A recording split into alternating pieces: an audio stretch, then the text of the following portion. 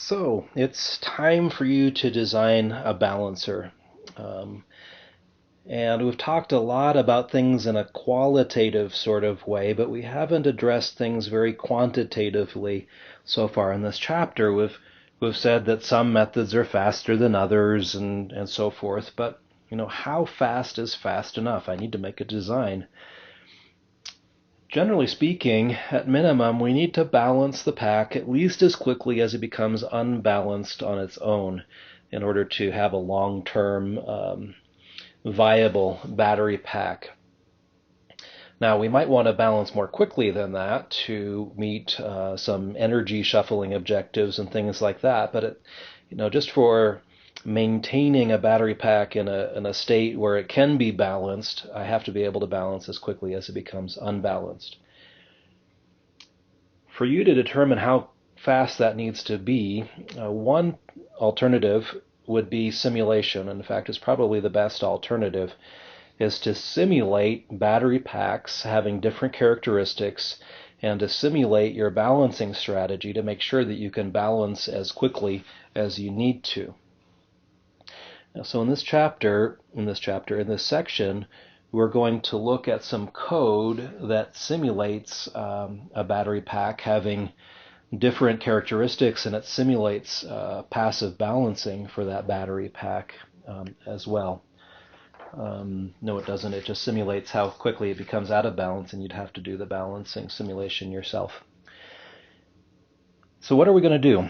We are going to select random cell characteristics typical of variation that I expect in the real battery pack, maybe worst case. I will simulate battery packs over many repeated realistic drive scenarios. I would gather statistics on how quickly the cells become imbalanced, and then after that I simulate balancing to see how quickly we can balance. And so we'll look at the first of these in this section. It's code designed to simulate packs with these random cell characteristics. And I introduce something I'll call simrandpack.m. It's MATLAB code.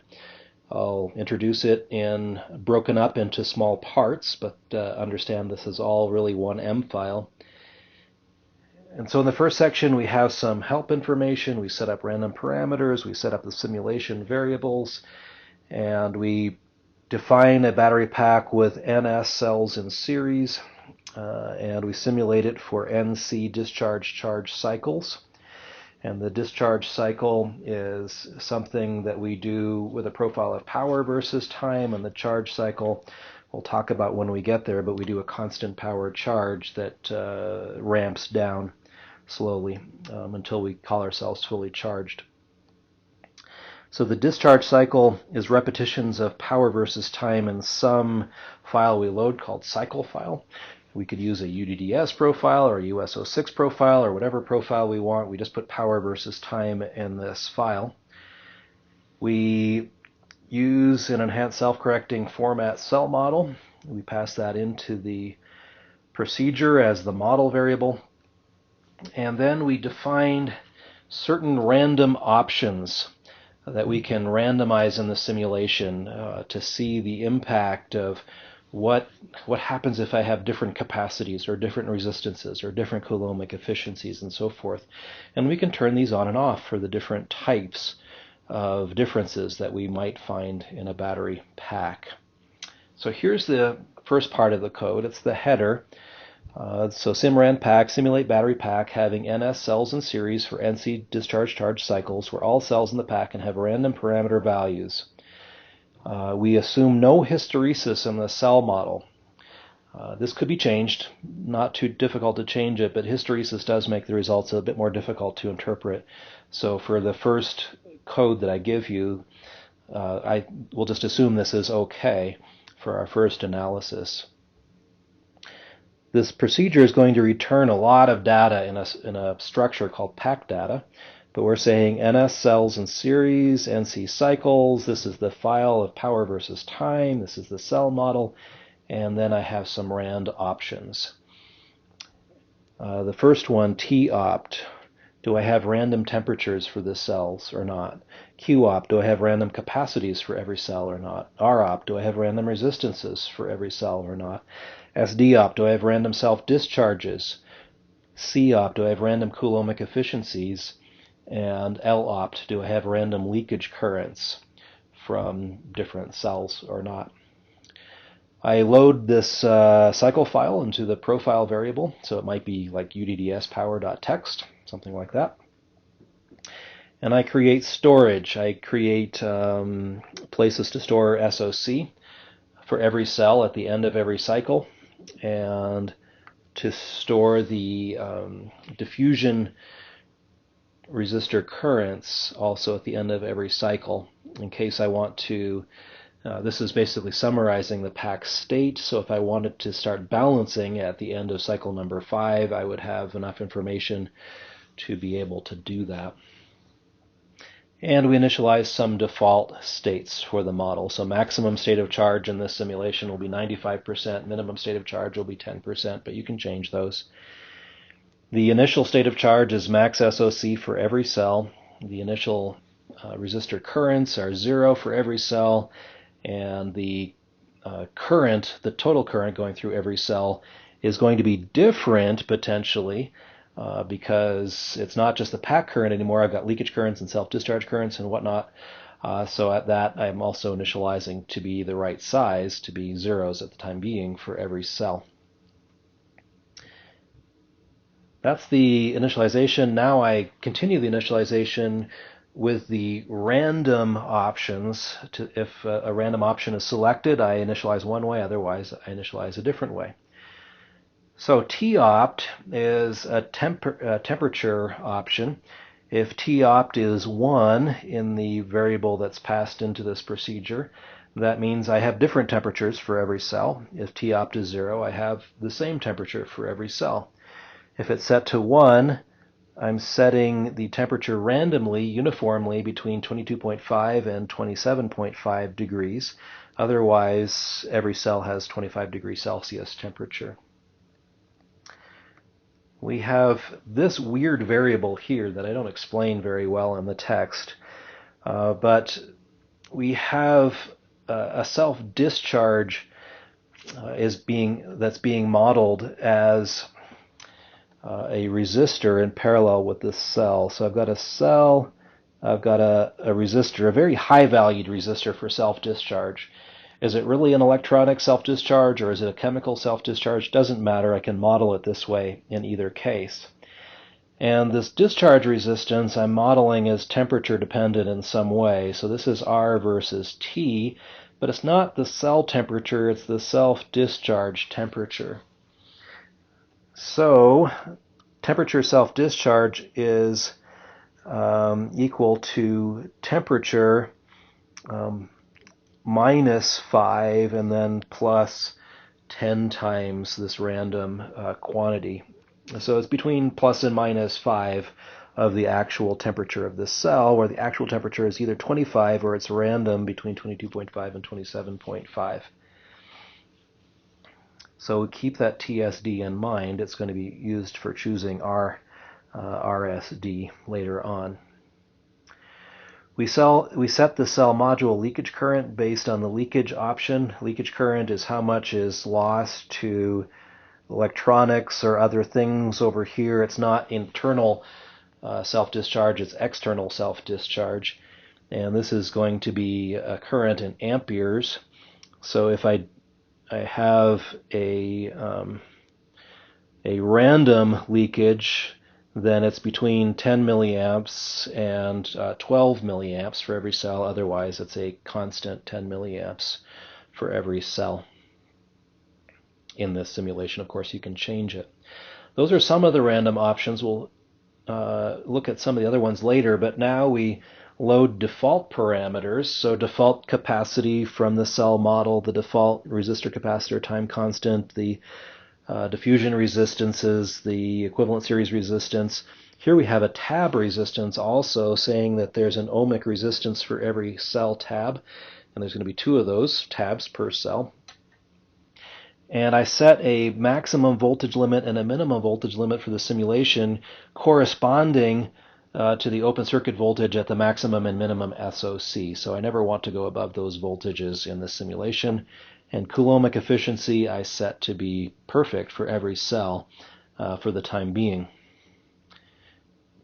Then we do some of the other randomness where we say if the capacity option random option is turned on, then I set capacity to the nominal capacity from the model plus or minus 0.25 ampere hours.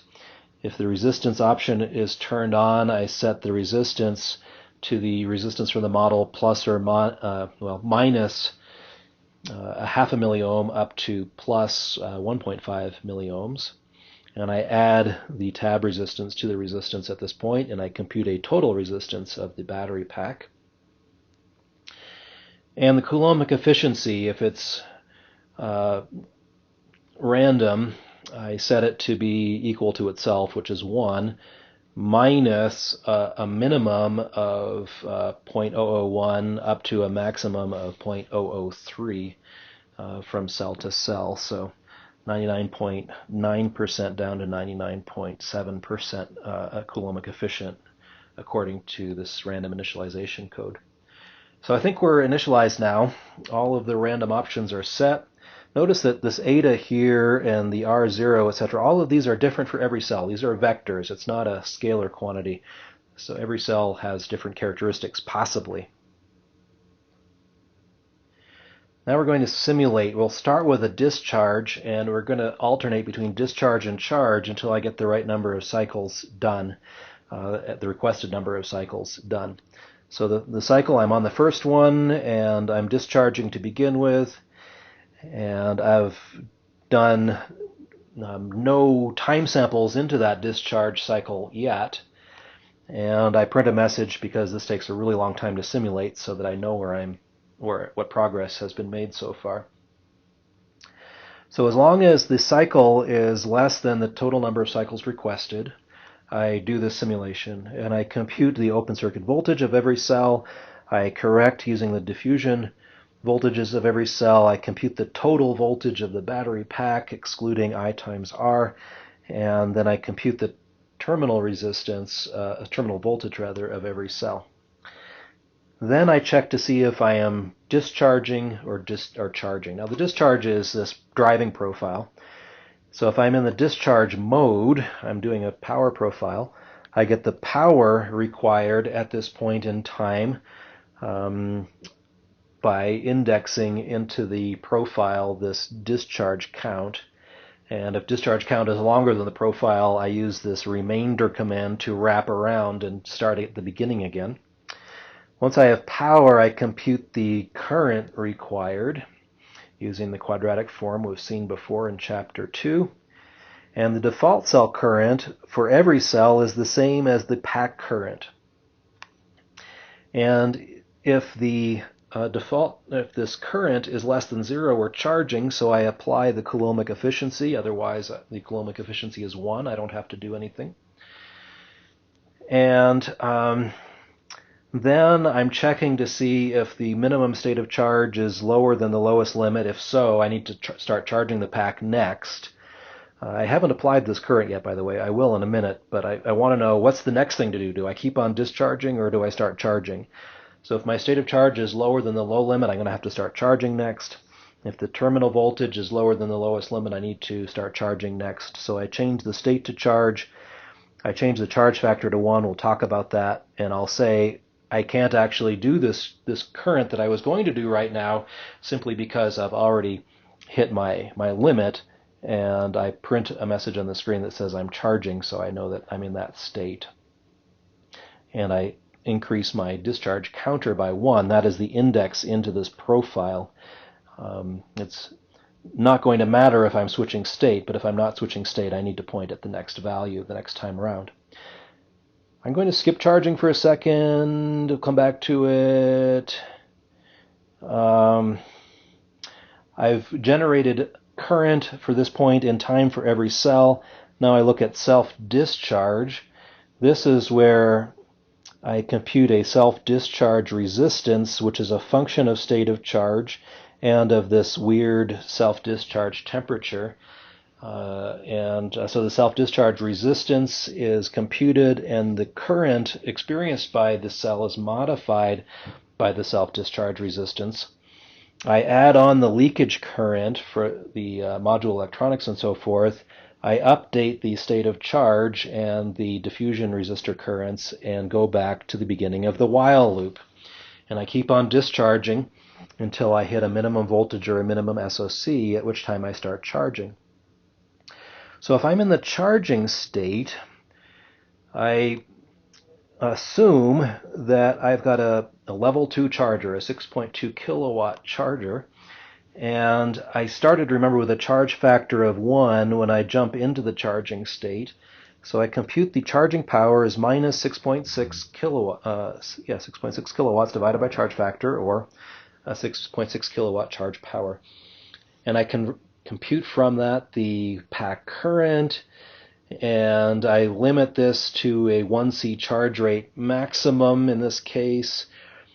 And because I'm always charging in this mode, I have to multiply by eta. And then I need to see, have I exceeded some maximum voltage limit? Have I charged power until I'm above some limit? Now, if I have exceeded some limit, what I'm going to do is I'm going to cut the charging current and try again, and cut it again and try again, and cut it again, try again, until I have cut the current to 6.6 kilowatts over 32. Once I've done that, I've decided I'm close enough to fully charge. Now this is reasonably similar to what happens in a real plug-in charger. So if I have exceeded a voltage limit, I need to know, have I really finished charging? So if this charge factor has already increased to 32, that I'm done charging, and I need to store what is the present state of charge after one discharge charge cycle, what is the present state of every diffusion resistor, and I have to change the state from charge to discharge so I can then start discharging again, and discharge count has to be 0 to start discharging where I left off, rather at the beginning of a cycle. And if I am switching to a discharge, I'm going to say I will not charge, and my cycle count goes up, and I get to print a message on the screen saying, hey, I've made it to the next cycle. Otherwise, if I have hit a limit, but I haven't, my charge factor is not yet 32, my charge factor gets doubled. So I do 6.6 kilowatts the first time, then charge factor becomes 2 instead of 1, I go down to 3.3 kilowatts, and then it becomes 4 instead of 2, and I go down to whatever half of that is, and so forth. And I keep dividing that until I get to 6.6 over 32, having the charge power every time. Otherwise, something went terribly wrong, and we have an error message and we abort, and that has never happened, so I think everything is okay. So if my voltage is not above the maximum voltage, then what ends up happening is I fall through to this code here, which says, okay, do the self-discharge calculation, do the leakage calculation, update the state of charge, and keep on charging the battery pack. And at the very end of this, we store all of the random stuff in case I need to examine it later, and we return the variable pack data that has all of this information in it. So overall, we have simulated multiple discharge charge profiles of a battery pack, and we can get some useful and interesting information out of it. And then we would combine this with a balancing code that would help us determine how quickly we needed to balance in order to balance at least as quickly as we are diverging. Generally, we would call this by some other MATLAB function. I would call it a wrapper function that wraps around this code so that we can simulate many different random packs, not just one random pack, but even with the same parameters, we might randomly get a really bad pack or a really unusually good pack. So I want to do dozens or even hundreds of simulations with the same random variable set so I can get statistics. And I can look at sensitivity of, that should be of imbalance to each effect and so forth. And then the data structures can be stored to a file for later analysis. And that's what you're going to do for one of your homework assignments, is to use data that I have already generated using this code that I presented in this section, and you will generate your own balancing code to see how quickly you need to balance your battery pack. Let's look next at some sample results very, very quickly, and that will be the end of this chapter.